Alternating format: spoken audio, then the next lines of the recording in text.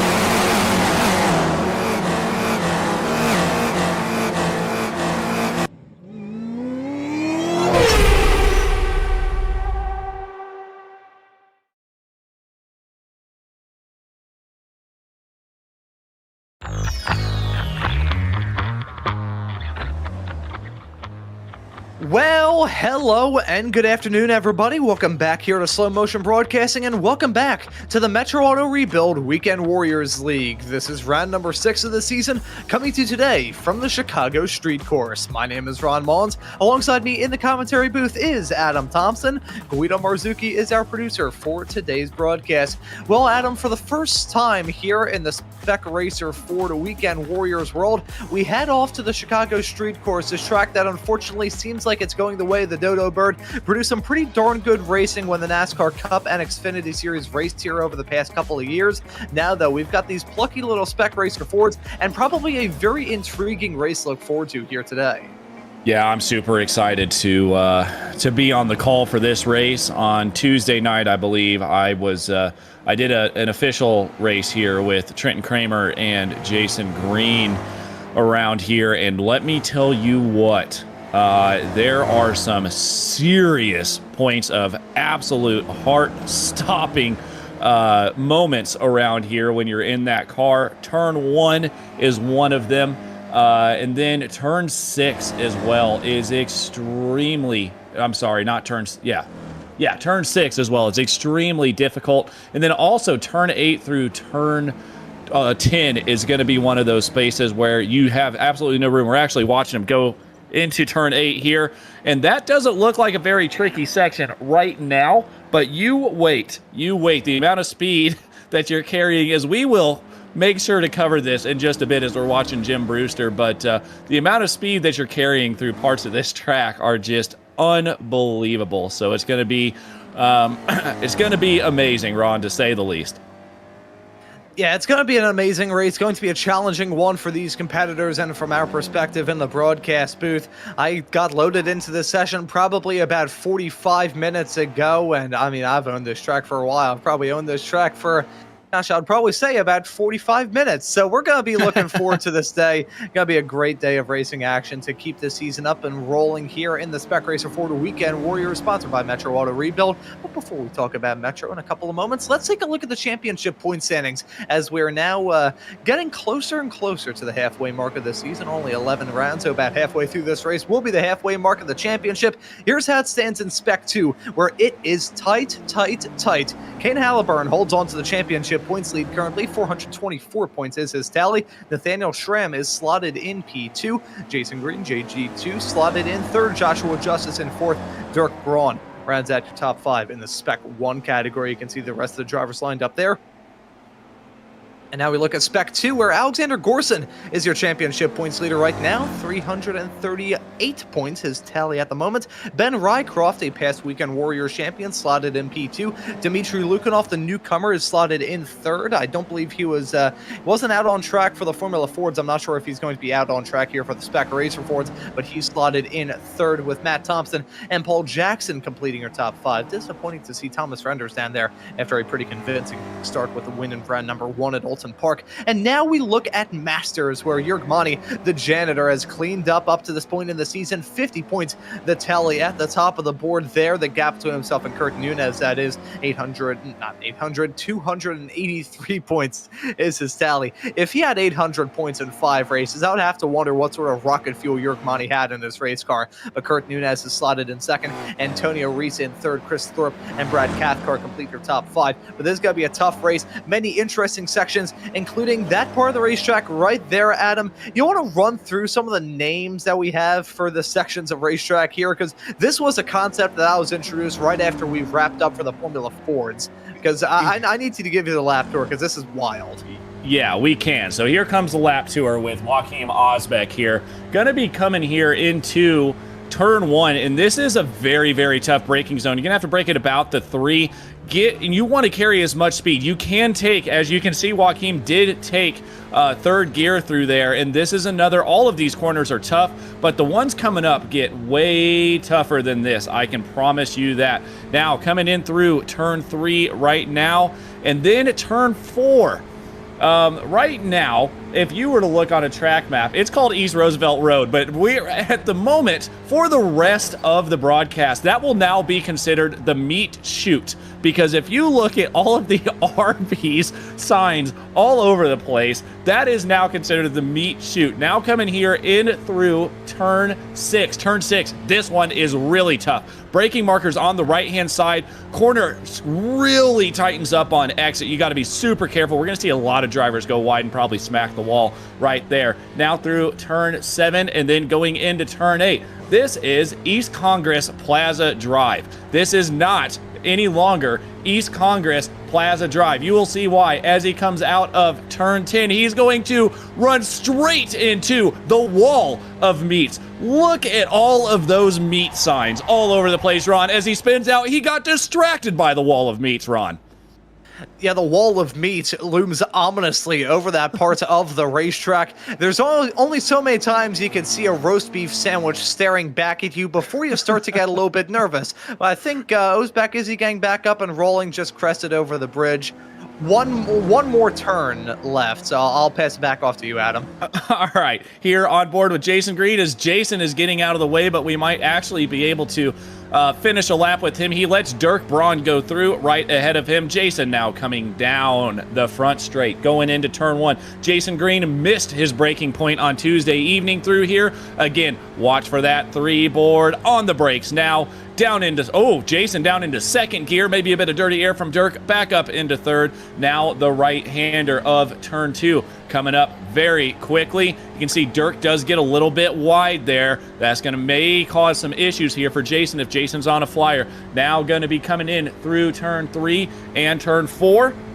Turn 3 really not as much of a corner as turn 4 is. Turn 4 here is extremely tough. How brave do you want to be? Down the meat chute, going in through turn 5. Now turn 6 coming up very, very shortly. Here we go.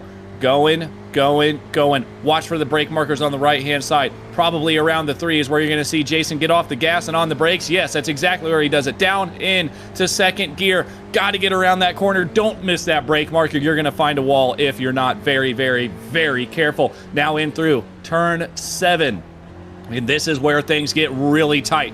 How brave do you want to be carrying speed through this carousel section? You're going to get spit out right here, and you will see in very shortly, bam, the wall of meat. Look at all that meat. Now going through turn number 11, down East Jackson Drive. There's another meat chute that he's going to be driving through, a very, very long meat chute to get in through turn number 12, back down the straightaway. Let's see what Jason runs here. Another very long run to the line. Could cause some good overtaking, hopefully, maybe. Jason Green runs a 35.663, does not improve on his time. And as he headed his way out of the final corner under the cheesesteak bridge, I do have a qualm to say about the Arby's cheesesteaks. I've not had them myself, but they always advertise them with green peppers. You don't use peppers on a cheesesteak. The only time you use pepper on a cheesesteak is to pepper spray someone who tries to put green peppers on your cheesesteak. But as we get farther along here in this qualifying session, 2 minutes left to go, we'll let you know that all throughout this season here in the Weekend Warriors and the Spec Racer Fords, we have had the tremendous honor of having these broadcasts made possible to you by Metro Auto Rebuild. When it comes to repairing your vehicle after an accident, you'll hear a lot of different terms thrown around, like aftermarket or reconditioned parts, blended within the panel, spot refinish, direct repair program. The list really goes on and on. Before you make any final decisions, though, ask us for the true definition of those words. In most cases, they may not be the best thing for your car. If you want your vehicle restored using factory methods and specifications with OEM required tools and equipment, depend on the professionals at Metro Auto Rebuild. We'll give you honest answers about the repair process, your rights, and your responsibilities. You really want someone who's there with you every single step of the way. We'll get you back on the road safely, timely, and with a guarantee that you will love our workmanship. Please let us answer any questions you have about the repair process.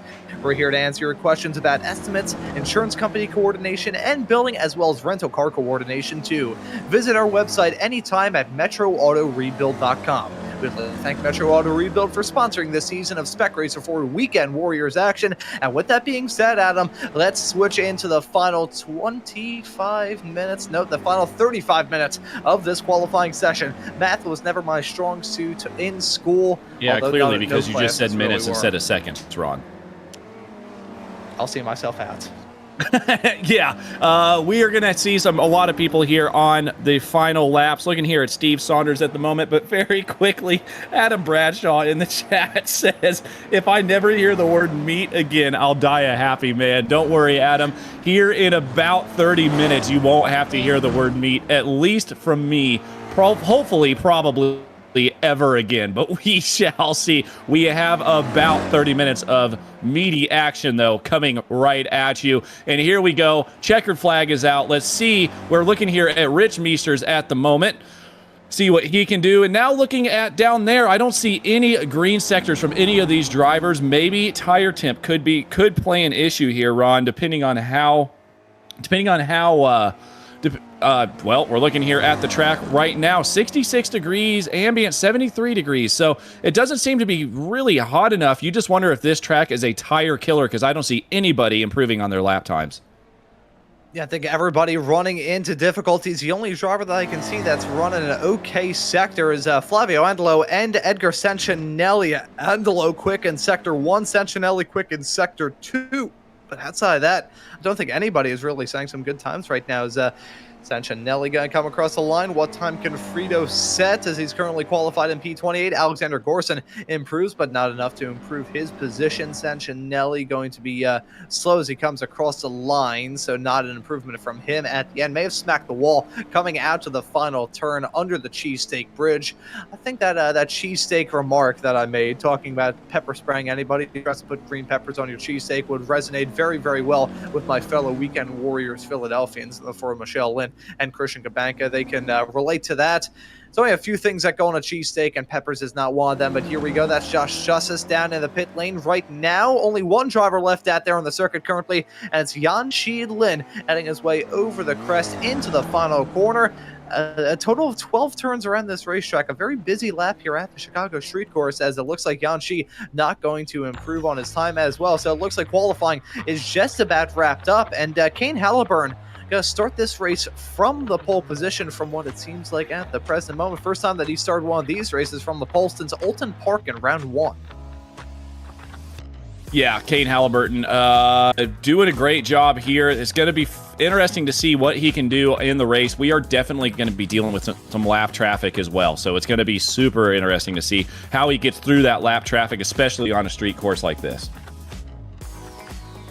Yeah, gotta be super important to see how these racers can negotiate all this. This is going to be a very, very terrifying day for these racers. Uncomfortable, I think, is the best word to describe it. We've already made people uncomfortable talking about the meat wall and everything of the sorts, and me talking about pepper spraying people over cheese steaks. It's gonna be a fun day here on Slow Motion Broadcasting, as if it already hasn't been. Let's take a look at the starting grid, though, for the 6th round of this championship here in the Metro Auto Rebuild Weekend Warriors League. And it's gonna be Kane Halliburton starting this race from the pole position. Nathaniel Stram set to join him on the front row. Ian Joyner will start this race in 3rd alongside Christoph Langendonk.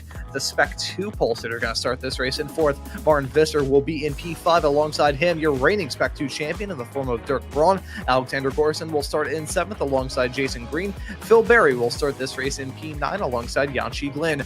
Joachim Osbeck will start in 11th alongside Kevin Adrian, completing your first page of the starting grid. Then looking through the rest of the Jörg Mani in lucky number P13 alongside Rich Meesters, the newcomer, I believe, to the Weekend Warriors world. The Canadian marked off as a Masters racer, starting this race in 14th. It's Matt Thompson in 15th alongside Manfred Floor. Joshua Justice will start in 17th alongside Brad Cathcart in 18th. Andrew Love in 19th. Flavio Andelo in P20. Steve Saunders will start in 21st. Alongside him will be Chris Thorpe. Adam Bradshaw in 23rd. Caleb Pocock in 24th. Russ Telker in 25th. Jim Brewster in 26th. Paul Jackson will start in P27 alongside Edgar Sanchinelli. Jeff Jacobs will start this race in 29th. Alongside him will be Chris Murakami, completing your 30-car starting grid for the 6th round of this season. I nearly said the 5th round of this season. Time flies when you are having fun. Well, I'll let you all know that if you're enjoying this broadcast here on Slow Motion Broadcasting, why don't you hit that subscribe button and the notification bell so you never miss out on the racing action.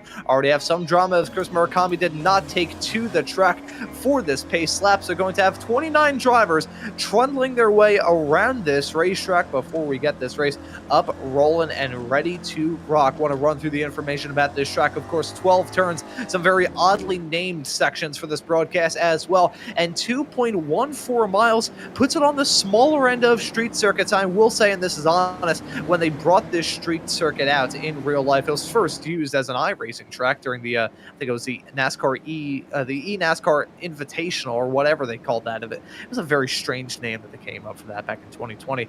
But this track, when they brought it out, it was one that I didn't feel too much confidence in terms of putting on good racing, but NASCAR proved us wrong year after year, put on some darn good racing, expecting more of the same here in this Spec Racer Ford race here today, Adam. Yeah, absolutely. This is going to be some really, really fun racing. Obviously, the drivers are going to be, I think this is a new track for them, if I'm not mistaken, Ron. So we will see how all of this goes. Now they're going to be literally trundling their way at this moment down through turn 6, also known as, they're driving right now down South Columbus Drive. All of these straightaways aren't actually named straightaways. These are all the actual roads here around Chicago, which, Ron, brings me to my next point that you mentioned earlier. You said it may be going the way of the dodo bird. I've heard some rumblings in the past that when the NASCAR series comes rolling into town here, it causes massive chaos around Chicago because all of these roads, as you know, Chicago's a very busy place. All of these roads closed off for the NASCAR race makes all non-NASCAR goers very, very angry indeed.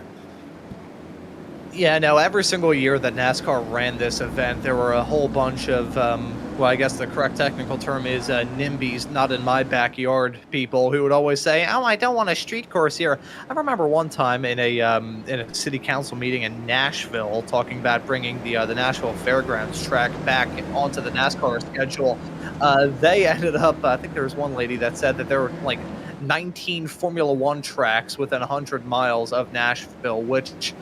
No, there were not. If there were 19 F1 tracks around Nashville, I feel like IndyCar would have a lot more racetracks to look at instead of just running some of the interesting races that they ran last year. But nonetheless, with the field heading their way down into turn number 12, that pace car got to begin to pull away and put this field in the hands of our front row sitters. A dominant front row here in the form of Kane Halliburton and Nathaniel Schramm. But let's get up and rolling here for round number 6 as the green flag is out. The drivers are on their way, and we're racing here on the streets of Chicago. Already seeing some drivers cut some shapes early. Look at Ian Joyner going for a move potentially on Nathaniel Schramm. Contact being made right behind. I think that was Langendog and Martin Visser as they headed their way down into turn number 3. That could have ended in tears there, but they keep it going in a straight line. Now out of turn number 2, let's see what these racers can do with some side-by-side racing going on right behind. Everybody wants a lead lap 1 here on the streets of Chicago, get off to the best start that they can, but it's Halliburton up on the front as he goes on the brakes into turn number 4, flinging his way through the meat chute. Yeah, absolutely screaming down through the meat chute right now. All of these drivers single file through the meat chute, doing a great job not getting distracted by all of those roast beef sandwiches they see there on the side. And well, maybe there was one driver that got distracted. That is going to be the number 912 car of, who is that, Ron? Help me out here. Number 912 is going to be Chris Thorpe. Unfortunate for him, but still moving forward here. Now coming in through, I don't even know what you want to call this section. I guess there is a fountain there, kind of like Long Beach, but you got to be careful here. Again, the speeds that you're carrying right now, everyone's being super kind. Nobody's going for any crazy moves through there. That could end in disaster very, very soon as these drivers really start to get their footing under them. And down through the second meat chute into the final corner to complete lap 1 here. Everyone nose to tail here, doing a great job. I think meat chute is probably going to end up in my nightmares come time for the time that I go to bed a little bit later on this evening, but it's not a nightmare start at all for Kane Halliburton as he still leads over Nathaniel Schramm, over Ian Joyner, over Christoph Van Langendonk, your current leader in the Spec 2 category. Martin Visser holds on to P5 as it stands with these racers heading off through the opening series of corners. Very fitting that the Blue Cross is the sponsor on the walls heading off through some of these turns, because if something goes bad, you may have to go to the doctor, as that was some big bit of wall contact there. Drivers piling into the fence as they headed their way out of 2. Straight Kramer mentioned this to me. Get ready to see some net code contacts with the wall. That's how you're fast around here. You've got to be extremely brave, and it's going to be looking like a lot of these drivers, some of them will actually be bouncing off the walls, but this, as iRacing physics go, if it thinks you're going to hit the wall, it does show contact. It may not actually be contact, and you're going to see that a lot as this race goes on. Now, don't confuse that for people actually hitting the wall, which is going to happen quite a bit around here. Yeah, those walls are going to be hungry for these drivers' cars and their safety rating as we go throughout this race. Now take a look at some replays of the drama going on at the very start, following Adam Bradshaw on his perspective at the very beginning. Am I screwed up here? I think I may be screwed up here. That's we're gonna pretend that happened there. We'll say, though, to kind of break away from the talk about the racing, I want to bring attention to this. There was a message from Trent Kramer in the YouTube chat for this broadcast that said, into the meat chute, pounding on each other's rears, and YouTube actually flagged that, and it's held for review. I just hit the show button right now because that's the sort of intellectual discussion I like in the YouTube chat on these broadcasts. Yes, absolutely. We are going to have some fun with this race, as a lot of these drivers look like they're hopefully maybe having fun or here around Chicago. Still a massive gaggle of cars, but Kane Halliburton out there in front really starting to pull away up to almost 9/10 of a second. And then Ian Joyner's another 1.5 back to Martin Visser, but that's where things start really getting tight. Through the wall of meats now goes Steve Saunders, but yeah, from Martin Visser to Christoph Langendonk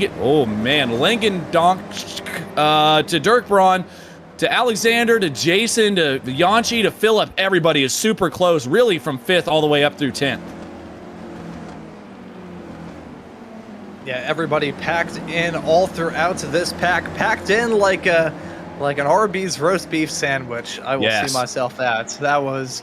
See, Arby's should give us some money because they're getting some fantastic sponsorship, as that's a driver with a center punch into the wall. That's Phil Berry in the Cookie Monster car. The cookies have been spilt.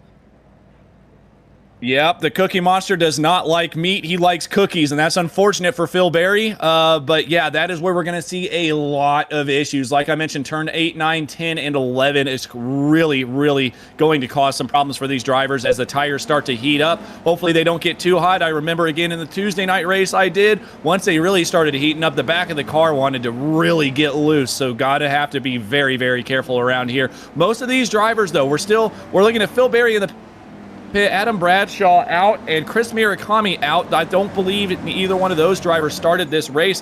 So, of the drivers that started this race, only one of them have run into serious issues so far. Yeah, Bradshaw did, Murakami did not, but either way, you know, despite the fact that this track we already knew was going to be a tough one, I think we've already seen less attrition than we did in the Formula Ford race at Brands Hatch earlier on, albeit that track, despite being a purpose-built facility, that is a harbinger of chaos if ever you've seen it. It's basically saying, you know what, I want to go through this thunderstorm without being struck by lightning as you're holding onto a copper rod. Yeah, absolutely. And something else that's really surprising to me so far, and this could just be my lack of skill, is turn 6 has not taken really any victims either. That was extremely difficult, an extremely difficult corner for me as the race on and on and on, and you lose a bit of concentration as well because you're just so focused on not hitting any meat corners or meat chutes or meat walls that you just forget where your braking points are. So we're gonna have to see how that attrition goes through this race, and I don't know how these drivers aren't hungry yet. I mean, look at that line of meat going into the final corner. Wondering why they're not hungry. It's Arby's, Adam. That's why. But I was just gonna say, this is probably the most this is probably the most amount of times that a member of the Maunz family has said the word meat since my grandfather passed away, because he was a butcher. He was a butcher, and he actually had his own butcher shop here in the city of Philadelphia. If anyone is in the Northeast, specifically in the Fox Chase area, as I proceed to dock myself on a broadcast, if anyone's in this area and you stop off at Rikers Market in Fox Chase here in the city of Philadelphia, that was my grandfather's business many, many moons ago. He sold the business back in 1976 and still worked there for 10 years. I think the crab cakes they still sell there are actually my my grandmother's recipe. So there you go. Some home cooking advice. Oh, is that contact being made? Goodness. So the opening of the meat chute ends in tears. Yeah, no, that was into the wall of. Oh yeah, you're right. That was the meat chute, and that is very I mean, I don't know how Rich Meesters right now is getting this car back. I don't even know if we can go on board. Can you even see out that race car right now? We're actually going to see what happens here to cause this going into the meat chute number 1, as there are 2 meat chutes on this racetrack. Going into meat chute number 1, let's see what happens here. Oh no, yeah, I think he got distracted by all the meat.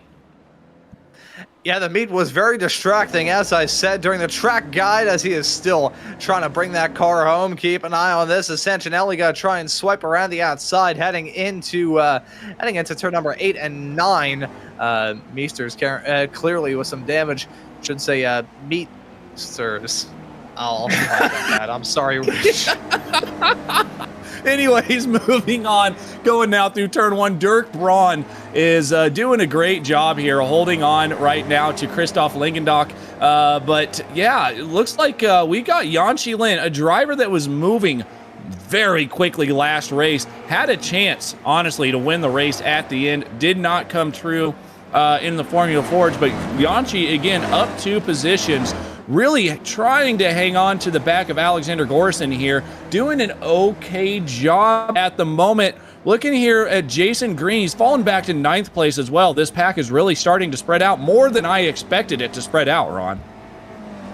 Yeah, the field is starting to spread as we get a little bit farther along in this race. So we'll have to see exactly how much the attrition is going to cause this field to spread out even more. It has been a pretty hectic start here on the streets of Chicago as we continue to see some of the battling. That right there was a bit of wall contact heading out of turn number 8. Turn number 7, my apologies. That right there was Alexander Gorson smacking the fence as he headed his way off through there. Surprisingly, though, not necessarily surprising considering it is early November in Chicago, which is one of the other coldest major cities in the entirety of the U.S. I was going to say that track temperatures may play a role in this, but the sun's slowly but surely dipping below the horizon. These competitors don't have to worry about that. So thankfully for these racers, if they do run into some difficulties, meat sweats will be out of the question. Yeah, 100%.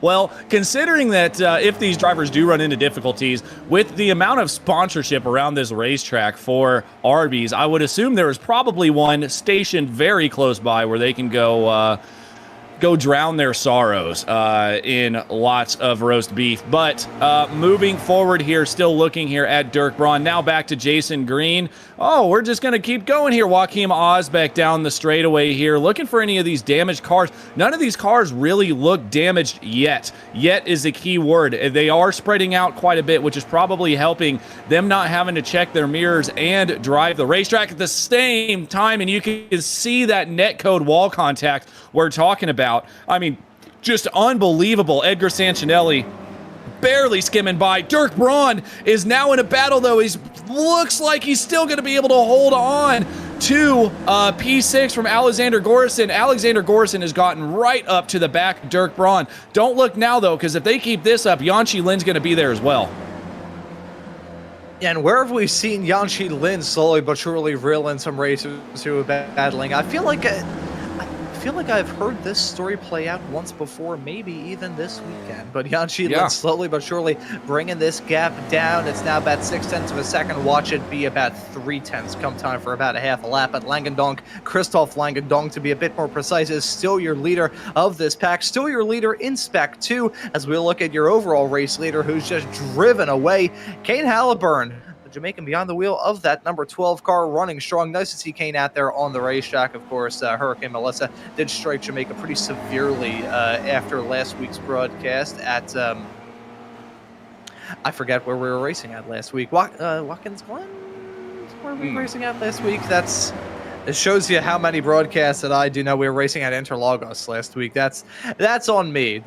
I think I've probably had about 15 broadcasts since the last Spec Racer Ford broadcast. That's on me, but nice to see Halliburton out there on the racetrack. Of course, Hurricane Melissa did strike Jamaica pretty heavily, so wishing all of our thoughts towards the Jamaicans as they recover from that pretty nasty storm. I think it was Category 5 when that contact was made, as we may see some wall contact with the meat wall from Paul Jackson. It was not.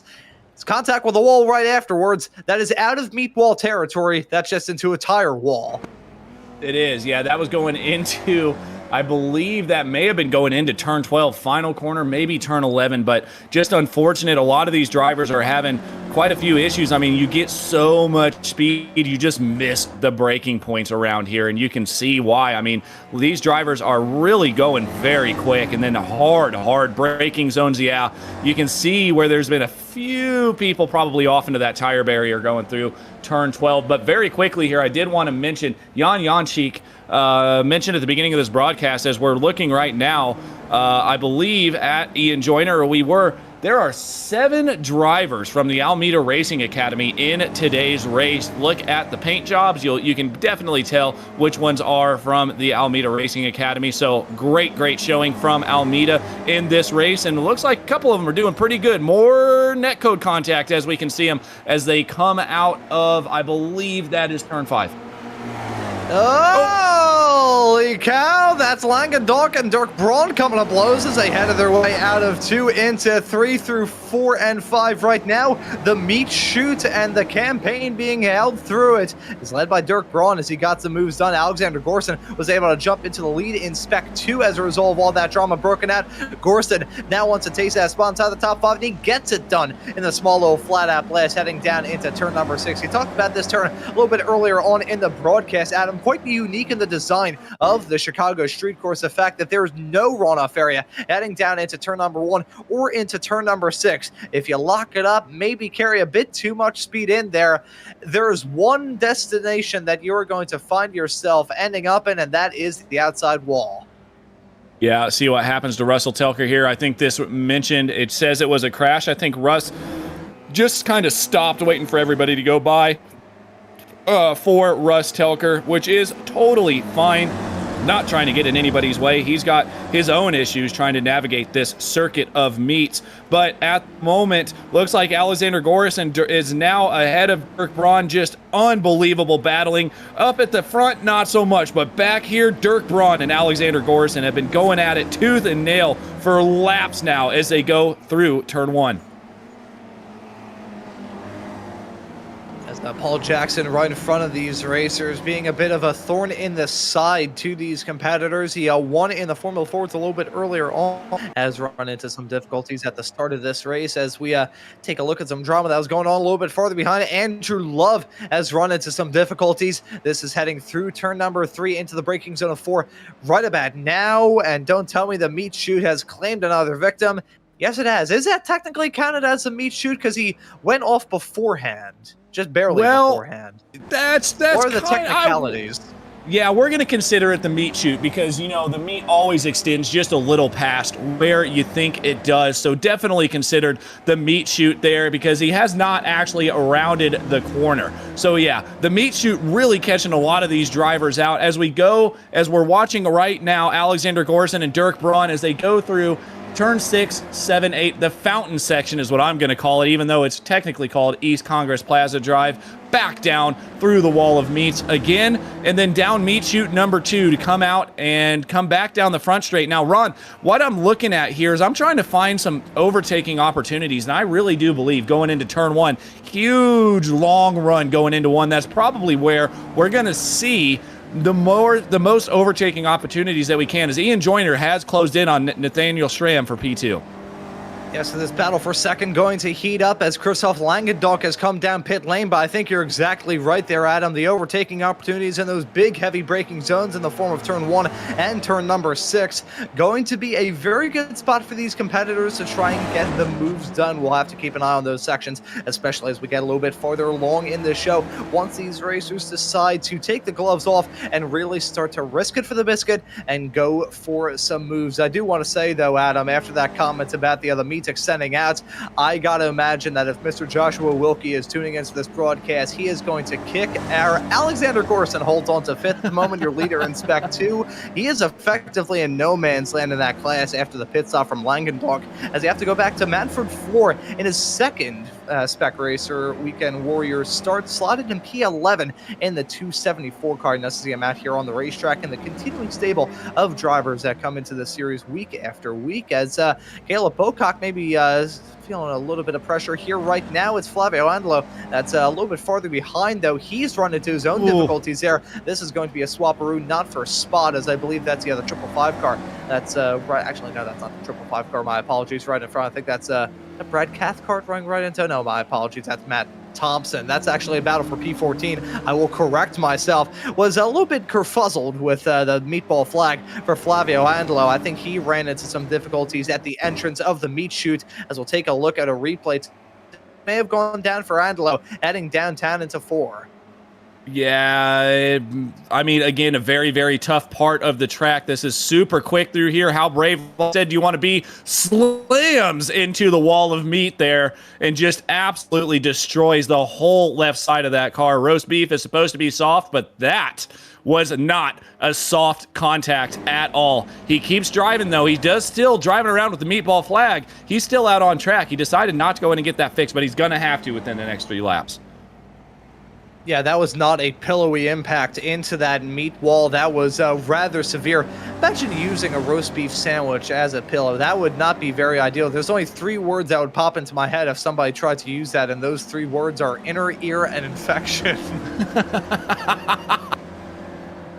Okay, moving on here again through the fountain section. Ian Joyner, Nathaniel Schramm, and you can see Martin Visser just kind of hanging out back there, but Ian Joyner still has not found a way around Nathaniel Schramm. And this is something that really I didn't quite know because I was not fast enough to battle anybody that was close to me in pace when we were going on Tuesday night. I was wondering how overtaking would be here, and it's looking like it's about as difficult as it is at Long Beach. It may even be a bit more difficult than it is at Long Beach. But Ian Joyner now closer, much closer to Nathaniel Schramm than he has been in the past, but Ian is still going to hang back going into turn 1. As we see these racers battling for the final few podium spots, as I start to pen my apology letter to Mr. Joshua Wilkie as well, getting closer and closer to the halfway mark of this race too. 19 minutes and 25 seconds now on the clock, and all these competitors starting to turn up the wick as they have to worry about the pit stops more and more. I've already seen a smattering of racers make that decision to come down pit lane, but we are going to get to that point where a whole heap of racers will decide that now is the time to come into the pits. This track feels like one where a lot of people are going to be unified in that call to come down pit lane, doubly so considering it is a bit of an unknown quantity, considering we have never raced here. Drivers may be a bit wary about the pitch strategy and, more importantly, the fuel strategy.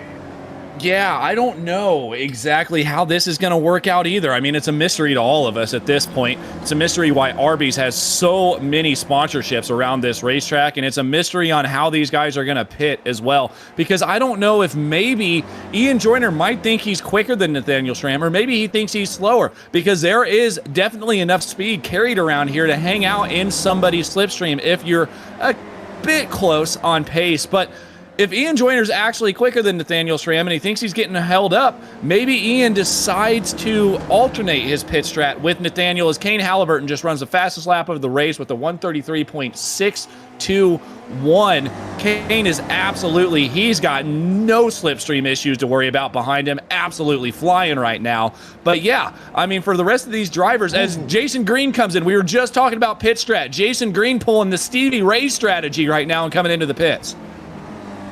Yeah, just past the halfway mark, JG2 makes that breakaway to come down pit lane, gets very, very close to those barrels at the end of pit lane.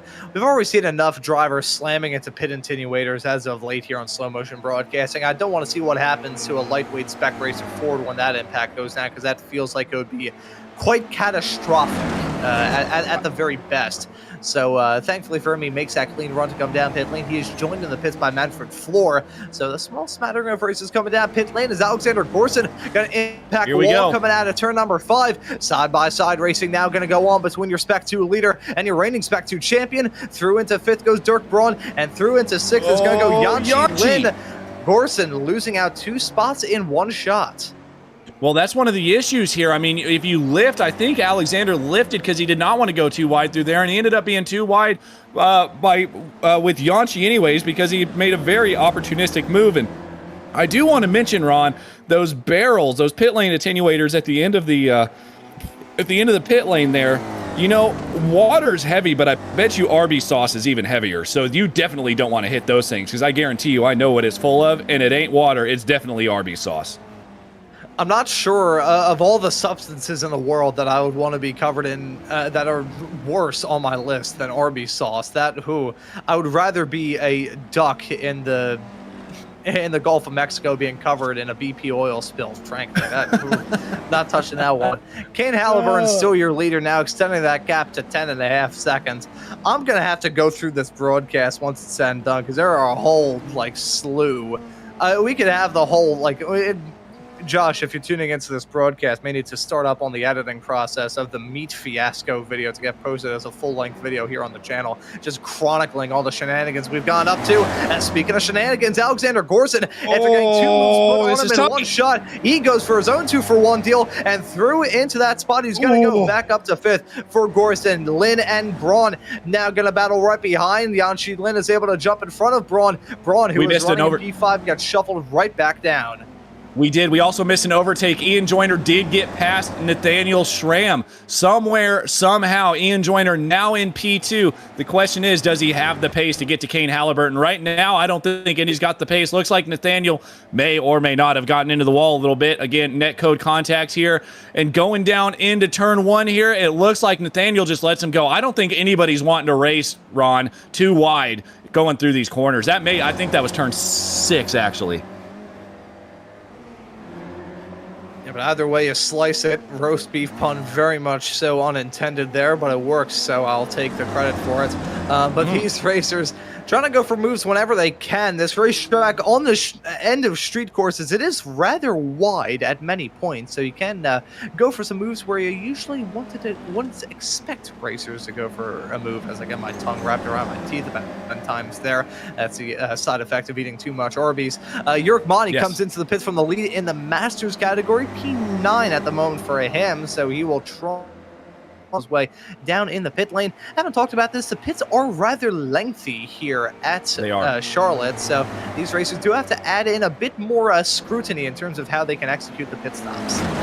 Yeah, absolutely. I mean, a very lengthy pit lane. I mean, just to be compounded, I don't think speeding is a real issue here because you can get into pit lane pretty quick after you come out of the final turn of turn 12, but you can still just really hurt your chances of finishing well at all if you get a speeding penalty somehow. And it looks like Yanchi Lin going back for a move again on Alexander Gorson through turn 6. Here comes Dirk Braun as well. This just happened a couple laps ago. Alexander Gorson gets overtaken again twice. These drivers back here, they might as well not even worry about what's going on in front of them because they are having an absolute blast of a time blasting through meat chutes and walls of meats here, racing how they are.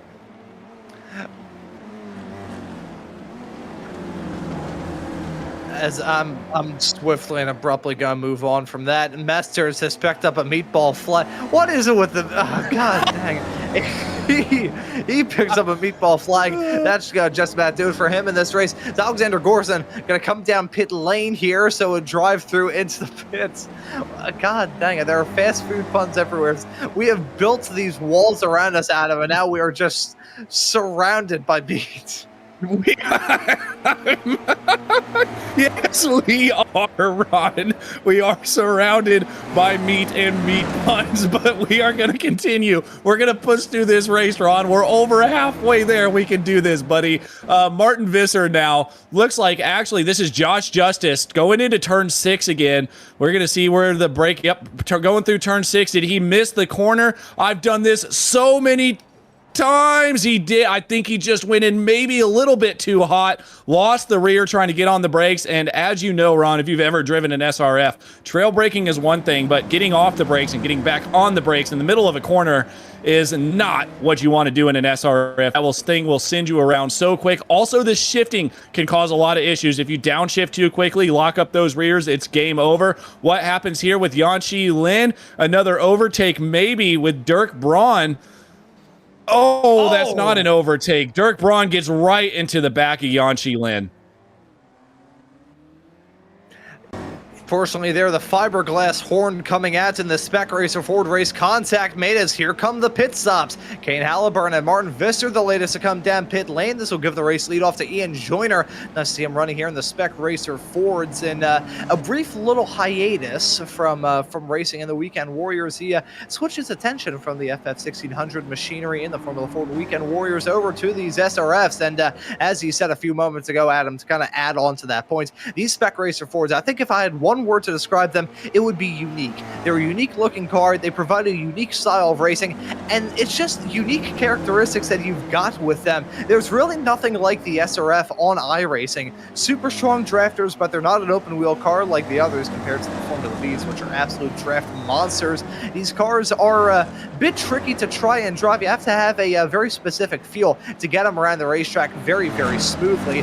But if you can do that, you are going to be golden, as Kane Halliburton certainly golden here in this race, slotted in P3 as he came out of the pits, as he is still in front of the likes of Dirk Braun, Martin Visser, and others. But it is fascinating to see the fact that Halliburton down in pit lane, I think, was little bit on the slower end in the pits. I'm looking through 12.5 seconds down a pit lane. There were some people that were slower, so it's not a disaster for Kane Halliburton unless Ian Joyner can pull out like a 10-second stop, and even then, that would only take a slight little nibble out of that gap.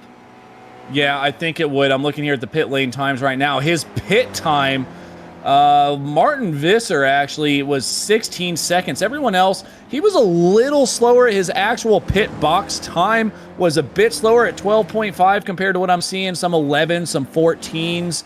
So it's not terrible. Pit lane time, 29:38. Now we're going to see what Ian Joyner and Nathaniel Schramm's pit lane time are, but we're talking about how long the pit lane time is. You're spending 40 seconds, Ron, doing pit lane speed, and I think here is probably 45-ish miles an hour. So it might be 60. I don't know. I'm probably going to get corrected for that, and I apologize. But Halliburton back in the lead no matter what. Ian Joyner now on pit exit, and there comes Nathaniel Schramm on exit as well. Joyner's pit lane time was 40.25 and Schramm's was 41.68. So Halliburton was actually a little bit quicker than those other two. Yeah, so Kane Halliburton, once again, going to have a pitch strategy work out perfectly for him. It's happened a lot throughout the season, even in the Weekend Warriors 10th anniversary special edition race back at Road Atlanta a little bit earlier on in this season. Watch out for the wall of meats, Paul. Strategy. Oh, this may be a deja vu moment to what happened to him. Yet again, ends up in the tire barriers coming out of there, so the wall of meat's not going to strike, but the tire barrier is going to. If you leave that Arby's roast beef sandwich in a microwave for too long, it would resemble the tires on the outside of the turn that follows it. That's very true. And the other issue is you know, we're making lots of puns about meat, okay? But you need to understand something. If you're driving down a racetrack, you come out of a corner, I mean, you can see some blue sponsorships around there, right? X Audio or X Auto, stuff like that. Then you come around a corner and bam, it's bright red and says Arby's. I don't know how that doesn't distract drivers. Like, that is just insane how bright that the meat sponsorship is on this track, Ron. I mean, I know from my own karting days how easily it was for me to pick up on small little things. Just look at Alexander Gorson switching around the outside through turn number 11. He doesn't get the move done yet as Yanqi Lin gonna fight back as it goes side by side into turn number 12. Talk about distraction. We were so distracted talking about the red advertising banners around this racetrack. We didn't even notice Alexander Gorson going for the send of a lifetime, heading off into the second to last turn. Still not over though, as it looks like Yanqi Lin gonna try and get that advantage. Yes, he does, but now Jason Green with the over-under in Spec 2. Christoph Langendock went for a move on Jason Green. Jason Green went top to bottom, was not able to recover that position, but almost an amazing move from Jason Green as well. And while we were looking there in the background, I do want to mention Mr. Stevie Ray, Mr. Joshua Wilkie. This is not our fault. This is Jason Green's fault.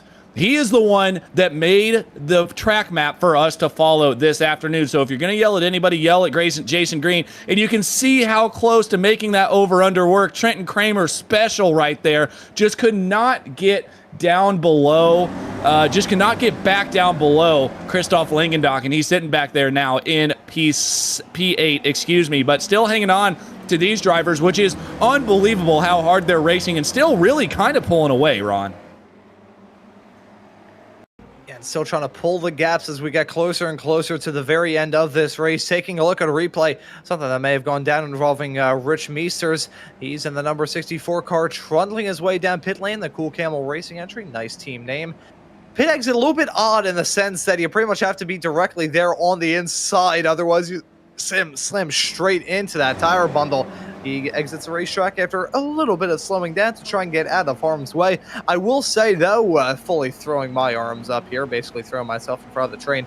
If anybody is upset about this, I am the lead commentator here on SNB, so I guess it's my standards to uphold. So I will put my hands up and say, if anybody is upset with me, you'll probably find the message that you send my way on Do Not Disturb between now and my contact. No, that's a big one. That's a huge one. Coming out of turn number 2, Jason Green, Yanqi Lin, and Dirk Braun all stacking it up. I figured something was going to go bad there, and that's exactly what happened.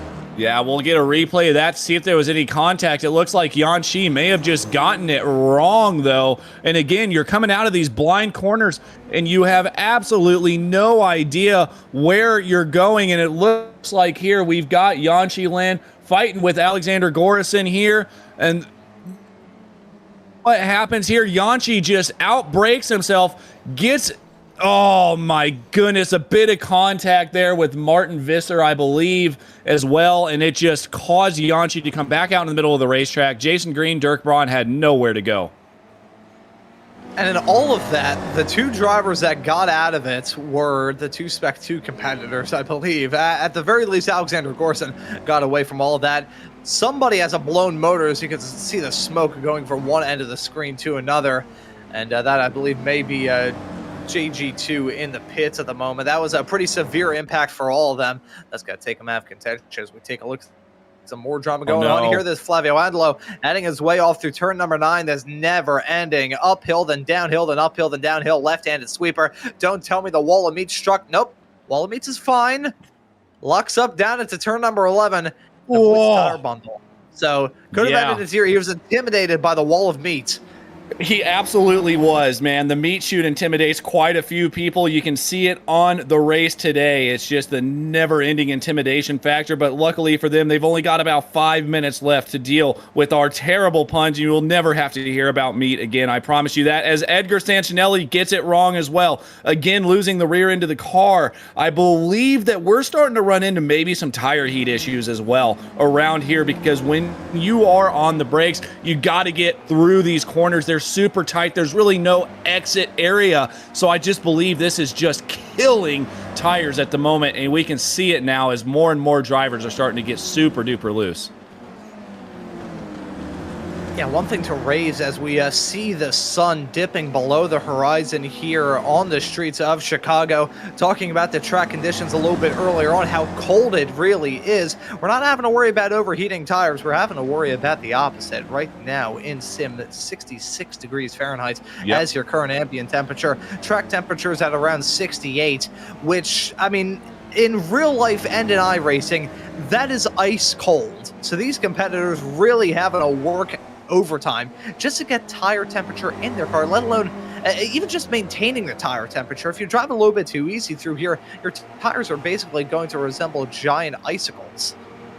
Yeah, absolutely. Nathaniel Schramm was under fire from Ian Joyner, who is now almost 3 seconds up the road, but now Martin Visser is back behind him. Nathaniel Schramm really starting to fall off here, doing the best he can to hold on to the podium position and podium position in Spec 1 as well, but he is really becoming under fire. Another Almeida Racing Academy driver in Martin Visser right behind Nathaniel Schramm, and I think this might just be a matter of time. He's got about 4 more minutes to get this overtake done, and we're going to start to see more and more aggression out of these drivers that are close. The aggression is building, the tension is rising as we get close to the end of this race. Gotta say as well, talking about the nature of the Chicago street course and how much drama we've seen, how much drama we were expecting, and how much drama we have got.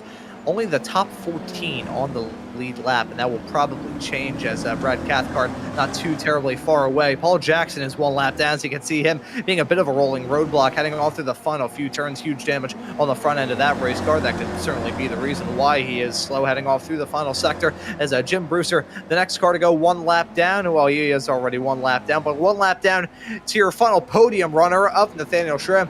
Martin Visser looking to hold on to a good spot here. Look at the damage on the front of Paul Jackson's car. About as damaged as my reputation with the surrounded by meats comment earlier on in this broadcast. Yeah, I mean, you're the one that keeps bringing it up, Ron, but we're going to keep moving forward there. Paul Jackson is now just trying to get this thing to the end of the race. I don't think he wants to come back in again. He's probably already used the quick repair that he had anyways.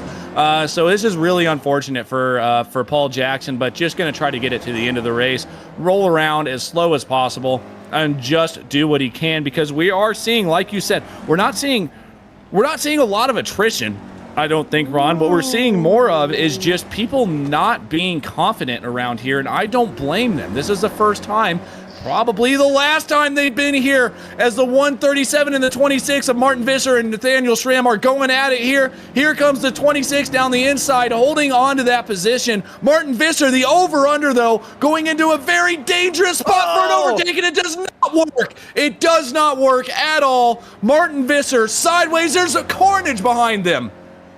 That's a track blocker. That is catastrophe. Heading off through turn number 8. They're going side by side in the lead up to 6. I knew this battle was going to get intense sooner rather than later. Trying to hold on to a podium spot. Nathaniel Schramm after some disaster earlier on this season, and Visser sensing an opportunity. Sledgehammer shot into that outside barrier. Jim Brewster piles in. Really nothing that you could do there. Unfortunate for Visser, unfortunate for Brewster. That is such a narrow section of the racetrack that you have pretty much got to be a shape-shifting demon in order to get out of any sort of drama like that without having another racer pile into the side of you. Meanwhile, I think we are on the white flag for Kane Halliburton, at least very close to it. I think we're getting the white flag next time by, from what I'm hearing in the production truck. But Kane Halliburton holding on to a 14-second gap. Really, he could slow down and make this the white flag, and he would still probably win. Looking here at Joachim Osbeck right now, battling with Jorg Montes. There's a bit of blinking going on with Jorg, which probably isn't the best, but I don't think Jorg needs to really worry about it. He can let Joachim go and still be about 12 million positions ahead of his closest Masters driver of Brad Cathcart back down there in 13th. That may be what happened in here. Joachim Osbeck goes to the inside. We're going to see if he can get it done. It looks like he can. That's a very dangerous spot as well to go too wide as they hit almost the wall of meats, but does get it done. And now moving forward, who is that? That's Wayne Halliburton in the wall. He almost gets it wrong. May have tried to be going for the final, or for the fastest lap there, but it doesn't look like he got any damage. Ron Kane got very, very lucky coming out of 12. Yeah, Kane Halliburton nearly repeated the story of Icarus with the wax wings flying too close to the sun. The wax wings melted and he crashed down to the ground. Halliburton nearly crashed into the outside wall, heading off through the final corner. He keeps it going in a straight line, but that could have ended so much worse. That was Martin Visser. I think he just slammed into the wall trying to exit pit lane after picking up a black flag too. I think he's just decided to call it a day here, and understandably so. Meanwhile, all the drama's been going on throughout this field. Alexander Gorson pretty much in a cafe, minding his own business, runs in 4th at the moment. Your leader in Spec 2, on track for his first win in that category in a decent period of time. Oh man, he hit the wall big time off through turn number 1. Everybody feeling so uncomfortable around this racetrack. Can't necessarily blame them. This is a track where many of these racers are running for the very first time. Some of us are broadcasting for the first time. The only other broadcast I've done at the Chicago Street Course was an Xfinity Series race that I covered way back in June. This track does not get a lot of use in the sim, does not get a lot of love, but it's putting on some darn good racing in this battle for P6. Joachim Osbeck and New York Monty chasing each other's tails as they head their way now down into turn number 4. Contact being made. That could end in tears. They keep it going in a straight line, but only just. Meanwhile, up in the front, Kane Halliburton about to cap off a win here at Chicago. In all of that, he pulled out about 3 seconds on the last lap. This could very well be a fastest lap of the race for Halliburton as he finishes this race off in style with the win. And there it is, a 133.6. Right as I was going to say that, Kane Halliburton maybe got his timbers shivered in that moment, heading down to the final turn, coming to take the white flag. He still set the fast lap of the race, still wins by 17 seconds. Insane stuff from him. Ian Joyner going to finish in P2 with Nathaniel Schramm and a damaged race car in that number 26, rounding out your podium in 3rd. Alexander Gorson on track for the win in Spec 2. But what a bizarre day here at Chicago. We are expecting some odd moments on the racetrack and off it, and we got it. Yes, we did. Very, very odd. And I mean, just massive shout out to all the drivers that were able to make it to the end of the race here. I mean, it is such a tough race, especially a 40-minute race. The amount of concentration that you have to deal with while you're driving around here. Watch Jorg Monty, though, just cross the line there as your Masters winner. We also watched Alexander Gorson do it, as not only was he your Spec 2 winner of this race, Manfred Floor coming across in P2 in Spec 2, but Alexander Gorson He was up there. I mean, he was beating Spec 1 drivers, ended up finishing P4. So great job by Alexander Gorson. Now looking at Josh Justice, Steve Saunders coming across the line. Now Caleb Pocock as well. Now Matt Thompson, Frito Sport driver, coming across the line in P12. Brad Cathcart about to cross the line there in P13. And that is the last driver to finish on the lead lap. And now we're looking here at Andrew Love and everybody else that has already finished the race. We only had 13 drivers finish this race on the lead lap. Yeah, race of attrition, a race of drama. You know, we were talking about Long Beach a little bit earlier on. I think the fountain is a little bit bigger here at Chicago, and the uneasiness for these racers was certainly a heck of a lot bigger as they were racing for the cheesesteak all throughout. Oh, that was cheap. That was about as cheap as an Arby's cheesesteak. But let's take a look at the results here from round number 6 of the Spec Race Ford Weekend Warriors. We got Kane Halliburton to disappoint myself. We got Kane Halliburton coming home in P1 by quite a margin. The meat chute, the meat walls, the meat did not intimidate Kane Halliburton today. Absolutely dominating win, 17 seconds over Ian Joyner and Nathaniel Schramm, coming home in P3. Alexander Gorson, again, we mentioned it, not only did he finish Spec 2, but he had a great outing for his Spec 2 cause, finished P4. Dirk Braun, great drive by him, coming home in the top 5 in P5. Joachim Osbeck, P6. Then we're looking at your Masters winner. Your Spec 1, your Spec 2, and your Masters winner all finished in the top 10. Jorg Monty finishes P7. Manfred Florin, P8. Josh Justice, P9. Rounding out your 10th top 10 is going to be Steve Saunders. And then looking through the rest of the field that we've got here in this race, it's Caleb Pocock in P11, Matt Thompson in P12, Brad Cathcart slotted in the lucky number P13 in front of Andrew Love, the first driver 1 lap down. Flavio Andelo had some difficulties, so too did Phil Berry. The meat walls prevailing over the Cookie Monster Motorsport entry. He finishes in 16th. Chris Thorpe is in 17th. Right behind him is Edgar Sanchinelli. Jim Brewster is class in 19th. Jeff Jacobson in 20th. Yeah! Then it's Martin Visser in P21, Paul Jackson in P22, Jason Green with that falling anvil finishes in 23rd, Rich Meesters in 24th, it's Yanchi Lin in 25th, Christoph Langendonk in 26th, Russ Telker in 27th, Kevin Adrian in 28th, Adam Bradshaw in 29th, and Chris Murakami did not take the start of rounds at your 30-car field here in round number 6 of the Metro Auto Rebuild Weekend Warriors League. In all of the shenanigans throughout this show, we do want to show some love to Metro Auto Rebuild. Visit them at metroautorebuild.com.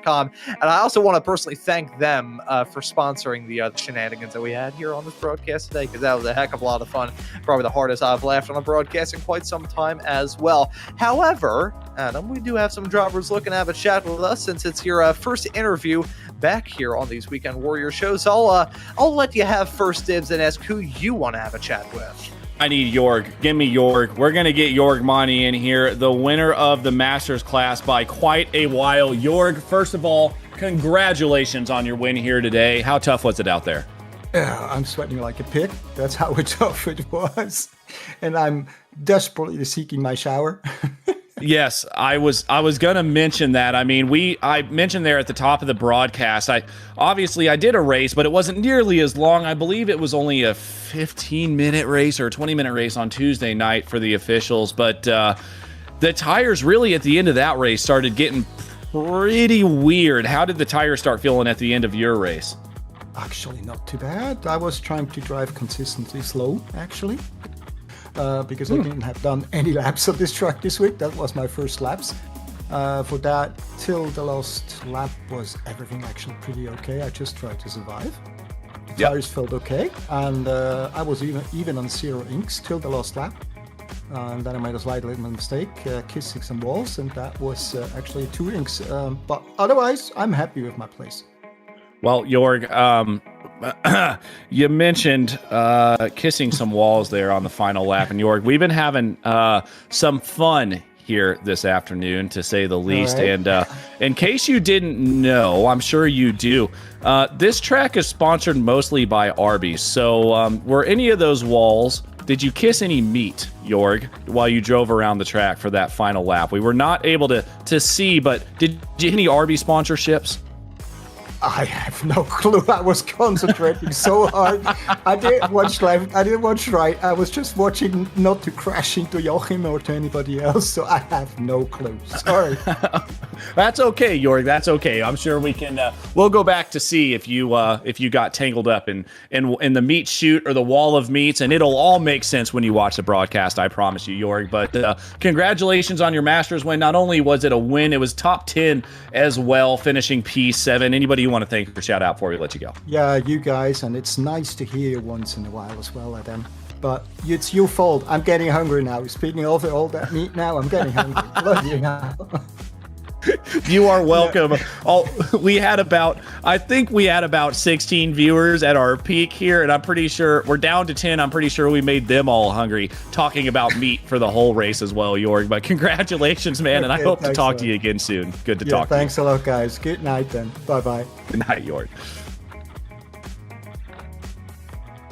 You know, it's taken me until the end of this, my 380th broadcast this year, to genuinely be at a loss for words. I don't know what to say here, so we're going to keep the interviews up and rolling by having a chat with a podium finisher here in this race. I want to have a chat with Nathaniel Schramm at the end of it all. Nathaniel, welcome into the broadcast booth. P3 for you at the very end. Bit of drama at the very end, but how was it on the streets of Chicago? It was pretty tough. I was just talking to Martin there. I'm trying out VR from a friend, and obviously didn't put enough practice in it because I completely missed that he was alongside going into the fountain section there. So I kind of turned in just not even knowing that he was there, and yeah, we ended up having that contact. But it was a lot of fun, despite me not really having the pace, but it was fun. Yeah, it looked like a whole lot of fun trying to deal with this newer street course on iRacing, despite the fact it has been here ever since this track was announced as a fixture of the NASCAR calendar, and even beforehand for that matter. It doesn't get a lot of use in the sim, so I want to ask you what you thought about this street course. This is my first time ever running this. I bought it on Sunday, so definitely new to me. But for these cars, it actually worked out a lot better than I thought. And yeah, I was really surprised with the turnout that we had. It was very impressive. Yeah, rather surprising to see the big turnout, despite the fact this track, as you just mentioned, is not part of base content. You do have to buy this track.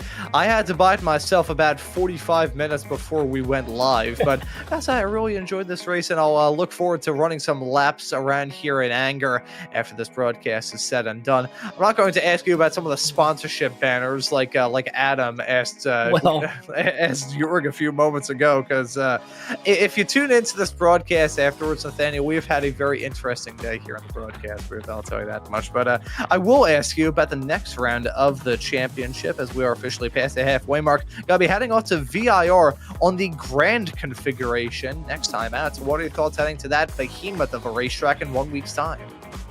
VIR, the grand course is usually pretty good for me, but yeah, the main course that we're going to be running there, there's a corner on there that is named pretty aptly. So I think that's going to be a lot of work to try to get that one correct and get that section right. So yeah, lots of practice will be needed for sure.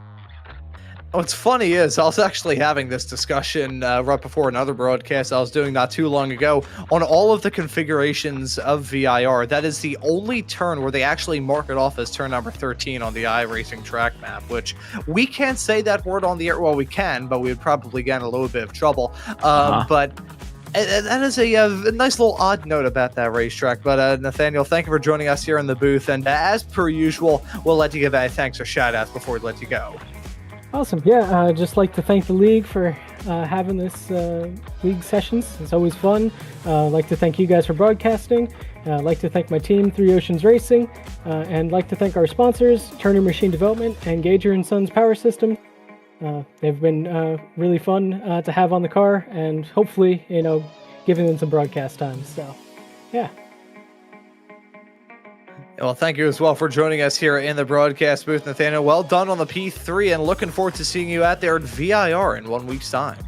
Thank you. And that right there was Nathaniel Schramm, and I go through my head hoping to God that he didn't get his sponsor airtime as we are talking about the meat walls around this racetrack. But nonetheless, we do have one more driver looking to have a chat with us. I'll leave it with you, Adam. It's Ian Joyner, our second place runner here today. Was muted, sorry, excuse me. Thinking about meat, Ron. But we have got Ian Joyner here in the broadcast booth. On Ian, it was a race for you out there, to say the least. You were battling with Nathaniel Schramm. We saw you stuck behind him for a few laps. Tell me how the overtaking was around here. It's not, different to a lot of the draft tracks we've had last time round. I did a couple of Almeida races yesterday with Martin, and you can overtake, but it's definitely not easy. Again, with sort of fuel saving a little bit, although to be honest, Nathaniel was really fast anyway. I couldn't have easily overtaken him. I think I did pass him when he just caught a wall, so it was a bit slow, and it was to be honest, it was fairly orchestrated between us anyway. Just because we had Martin quite close behind, so we're just trying to keep that time. And then did all right in the pits, so that was a rare event. Didn't mess too much. I say all right in the pits. I had a collision with someone for some reason. I think it was in the fast lane going slowly or something. But it didn't seem to cost too much. Came out a couple of seconds in front. Yeah, no, it doesn't really seem to cost you much at all. So Kane Halliburton, his pit lane time was 39.3, and you were under a second. You were 40.25. So your pit lane time was actually the second. I'm looking through here now. It looks like you were the second quickest driver through the pit lane. So congratulations on that. So not bad, Ian. Thank you. But yeah, as the race kind of progressed, you found a way finally past Nathaniel Schramm. I think it was even before your pit cycles. And was there ever a chance of catching Kane, or was he just out of your league? I mean, I don't really like admitting it, but yeah, definitely without a doubt he was. His pace was just really, really good. Been not really racing with him, but working with him this week. And he definitely, I think he needs to do his demo laps a little bit faster, because he was must have been considerably clearer of where he was. Previously. But I think he, like most people, it's a super difficult track. Took him a little bit of time to get his eye in. I really enjoy it, actually. It's really, really good fun, but especially in racing situations when the consequence of hitting something so bad, it's hard to really go for it. So you can leave a bit of margin, but I don't know. I looked at Kane's laps just now, and I think he had 3 or 4 33 sixes. I think probably most of those were in clean air.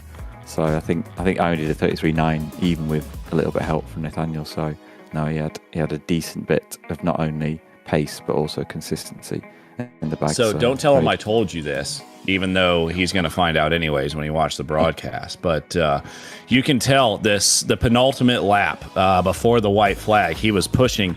And he pushed just a bit too hard, and he came very close to ending his race coming out of turn 12. Got extremely close to the wall. But clearly, it did not throw him off that much, because he didn't get a fastest lap that lap. But the final lap of the race, he ran a 33.61. Just unbelievable time from Kane Halliburton. Beautiful driving. Yeah, and one more thing I want to mention, actually. We had Jan Jančík mention before the broadcast started. 7 drivers from the Almeida Racing Academy were here today, Ian. So I want to kind of speak on the Almeida Racing Academy for a minute. You guys are obviously pretty close, tight knit. You're hanging out, talking about the race, and it sounds like you guys got to get a little bit closer, because I don't think Kane was giving you all of his secrets. Yeah, I know. We definitely have a word with him about that. Might be that, or he may just have some skill that we're missing. But because it follows the same schedule. Well, at least at the moment anyway, it's SRF, so they change the season quite a bit. But so we did some races yesterday, and it's definitely competitive, but also a learning environment. So it's fun, and spend a bit of time. Just trying to learn from each other, really. So. Yeah. Now, this is the final question I'm going to ask you, Ian, and this one's going to be a bit off the nose, okay? So I'm just letting you know right now. So we have been having fun with this broadcast most of the day. We're talking about meat, okay, Ian? And I want to preface this. When you were driving, did you ever have enough time to look at the sponsorships on the walls? I probably did have enough time, but I didn't. Okay, so when you go back and watch this broadcast, most of this racetrack is sponsored by Arby's. So we have meat chutes and we have walls of meat. Did any of those catch you out? Did you ever find a wall of meat or a meat chute? I mean, I did my best to avoid anything meaty or concretey or any kind of combination of the two. I thought the only thing I thought about that was I watched some of the NASCAR real races because it's sort of fun watching them. The stuff real, but they are McDonald's everywhere, so I don't know whether we had. Yeah, so I don't know whether iRacing scanned. I think they had two versions. They had like a virtual, I don't know if it was really built, but a virtual one, a real one, or something like that. But that's all I remember McDonald's, but that was real life. At least in the sim, you avoided all of the meat this afternoon, Ian. Congratulations on your P2, man. Anybody you want to thank or shout out before we let you go? Shout out to League. I've got to give I know we talked about it a bit, but obviously the Almeida guys, it's been a fun week. Nice to see Martin out. I don't know if he's done these before. And of course you guys. I think we've seen you on the broadcast for a little while, Adam, unless I'm going to make myself look silly and you've been here. But good to see you. Thanks to you too. Yeah, good to see you and talk to you as well, Ian. I've been I'm going to say I've been working the corner a little bit because we don't quite know what's going on with my job right now, with everything going on with the United States government. So been a bit weird with payments lately. So I'm doing what I can, and I'm glad to be back in the booth at least. Wish I was out there racing with you guys, but I hope I can get back out there soon. But Ian, congratulations on your P2, buddy, and I hope to talk to you either on track or in the booth soon. Take care. Thanks all. And that right there was Ian Joyner, our P2 finisher at the end of this race. And I'm not really sure what else to say in reference to anything that has gone on here today. I feel like this has been a mass hallucination for all of us here on this November 2nd of 2025. But Adam, a pretty darn good race, it must be said, here at the Chicago Street Course. It was much cleaner than I expected it to be, which is not what Arby's is. That is the exact opposite of Arby's. So congratulations to the drivers for keeping it as clean as possible, even though they had to.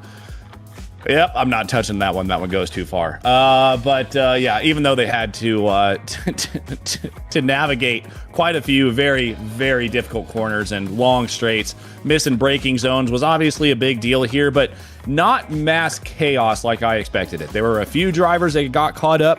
Turn 6, turn 1, I mentioned was going to be tough. Turn 4 as well got a little bit sketchy, also known as the wall of meats, or I'm sorry, the meat chute. But they really did, for this being the first time around here, and to be honest, Ron, probably the last. And if they race here again, Josh is not going to let you or I commentate. So it was fun commentating with you for the one and only Chicago Street Course race that I think you and I are ever going to be on for Slow Motion Broadcasting.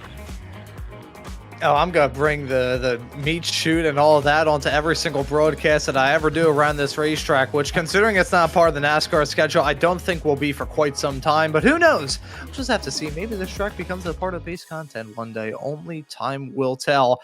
But because I don't think either of us want to make a joke that goes over a line and risks our employment here on Slow Motion Broadcasting, I think I'm going to go through the upcoming shows that we have here on SMB, because we got a lot of action over the next couple of days. Of course, XSLR going to be running later on this evening. The final race for the big block modifieds at the Charlotte Dirt Oval. You can catch Mr. Joshua Wilkie and the other Adam Thompson on the call for that. With you being out there on the racetrack for that, Adam, you've had a darn good run in those big block modifieds, so we'll be seeing you trying to reel in Jake Ham with the championship points lead over there. SRG F4 in the final stretch of the end of the season, already off into their 8th round on SRG F4. I just realized the pun with mentioning Jake Ham as we were talking about meat throughout the show.